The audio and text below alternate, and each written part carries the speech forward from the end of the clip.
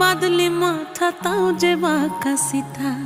মেদিনীপুরে রায়না চিরন বাঁকুড়ার ওই ফিতা আর যতন করে বাঁধলি মাথা তাও যে বাঁকা সিথা